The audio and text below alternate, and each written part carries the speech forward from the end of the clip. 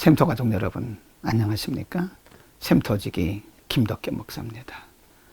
오늘은 창세기 27장 1절에서 14절 말씀을 본문으로 말씀을 나누겠습니다. 오늘 창세기 27장 1절에서 14절 말씀은 이삭이 늙었을 때에 이삭의 가정에서 일어났던 일들을 배경으로 기록하고 있습니다. 1절에서 4절 가운데 보면 1절 말씀, 이삭이 나이 많아 눈이 어두워 잘 보지 못하더니 맏아들 에서를 불러 가로되 내 아들아 하매 그가 가로되 내가 여기 있나이다 하니 2절 이삭이 가로되 내가 이제 늙어 어느 날 죽을지 알지 못하노니 3절 그런즉 내 기구 곧 전통과 활을 가지고 들에 가서 나를 위하여 사냥하여 4절 말씀 나의 즐기는 별미를 만들어 내게로 가져다가 먹게 하여 나로 죽기 전에 내 마음껏 내게 축복하게 하라 라고 이삭이 아들 에서에게 큰아들 에서에게 간절히 부탁을 합니다. 에서를 축복하기 원했던 이삭의 마음입니다. 아버지 이삭은 에서를 축복하기를 원하여 그로 하여금 별미를 가져오도록 말했고요. 5절 말씀에 보면 이삭이 그 아들 에서에게 말하는 것을 리브가가 부엌에서 듣습니다. 5절 말씀 이삭이 그 아들 에서에게 말할 때에 리브가가 들었더니 에서가 사냥하여 오려고 들로 나가매. 에서가 아버지 이삭의 말을 듣고 이제 사냥하러 들로 나간 사이에 리브가가 그 아들 야곱에게 이렇게 말합니다. 6절 리브가가 그 아들 야곱에게 일러 가로되 내 부친이 내 형 에서에게 말씀하시는 것을 내가 들으니 이르기를 7절 말씀 나를 위하여 사냥하여 가져다가 별미를 만들어 나로 먹게 하여 죽기 전에 여호와 앞에서 내게 축복하게 하라 하셨으니 8절 말씀 그런즉 내 아들아 내 말을 좇아 내가 내게 명하는 대로 9절 말씀 염소 떼에 가서 거기서 염소의 좋은 새끼를 내게로 가져오면 내가 그것으로 내 부친을 위하여 그 즐기는 별미를 만들리니 내가 그것을 가져 내 부친께 드려서 그로 죽으시기 전에 내게 축복하게 하기 위하여 잡수시게 하라 라고 말합니다. 어머니 리브가는 둘째 아들 야곱이 아버지로부터 축복기도 받기를 원했던 겁니다. 그래서 리브가는 리브가 나름대로 계획을 세운 것입니다. 이에 대해서 야곱이 이렇게 말합니다.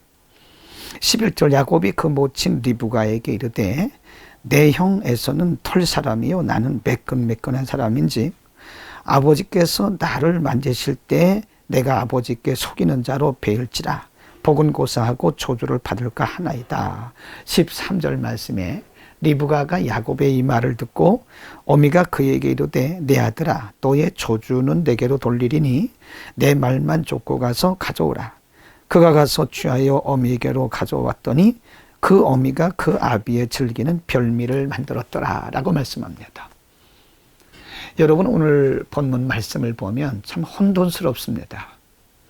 아버지 이삭은 에서를 축복하기를 원했고 이것은 전통이니까요.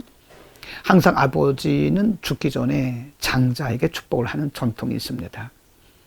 그러나 어머니 리브가는 둘째 아들 야곱에게 복주시기를 원했던 거죠. 아버지는 에서를, 어머니 리브가는 야곱을. 인간적으로 보면 매우 혼돈스러운 그리고 매우 인간적인 모습을 볼 수 있습니다. 그러나 여러분 이것은 하나님 편에서 볼 때는 지금 하나님의 계획이 이루어지는 과정입니다. 하나님의 계획이 이루어지는 과정을 보면 때로 인간적으로 볼 때 매우 복잡하고 혼돈된 것처럼 보일 때도 있습니다. 그러나 우리가 잊지 말아야 할 것은 그럼에도 불구하고 혼돈되고 복잡한 것처럼 보이는 그 상황 속에서도 하나님은 여전히 개입하시고 여전히 일하시면서 하나님의 질서가 이루어지고 있다는 사실을 우리는 잊어서는 안 됩니다. 때로 우리는 우리가 이해되지 않는 그런 상황 속에서 혼돈스럽고 무엇이 하나님의 뜻인지 잘 이해할 수 없을 때가 있습니다. 그러나 우리가 염려하지 않아도 되는 것은 그런 무질서와 혼돈 속에서도 하나님은 여전히 그분의 계획을 쫓아서 질서 있게 하나님의 계획들을 이뤄가고 계신다는 사실입니다. 그러므로 우리는 보이는 표면적인 역사 뒤에 보이지 않는 이면에서 하나님의 정확한 실수 없으신 하나님의 계획이 이루어짐을 믿어야 됩니다. 우리 개인의 삶의 현장에 일어나는 여러 가지 일들 때문에 때로 우리가 믿음이 약해질 수 있고 또 우리가 흔들릴 수도 있지만 그러나 하나님의 계획은 여전히 질서 있게 돌아가고 있고 우리 사회와 교회와 우리 나라와 민족의 여러 가지 일들도 때로는 우리가 볼 때 복잡스럽고 혼돈된 것처럼 보이지만 그 속에서 하나님의 정확한 뜻이 질서 있게 지금 운행되고 있는 것을 우리가 믿고 우리는 담대해야 됩니다. 우리는 여기서 잠시 리브가가 어떻게 둘째 아들 야곱을 축복하기를 원했을까 하는 생각을 해야 됩니다. 어머니의 마음이었을까요? 야곱이 늘 내성적인 사람이라 가정에서 엄마를 도왔기 때문에 어머니였던 리브가가 그런 마음을 가졌을까요? 그런 건 아닌 것 같습니다. 우리가 성경 창세기 25장 22절에 보면 리브가가 두 아이를 잉태했을 때에 두 아이가 뱃속에서 싸우는 것을 보고 하나님 앞에 이렇게 여쭈었습니다.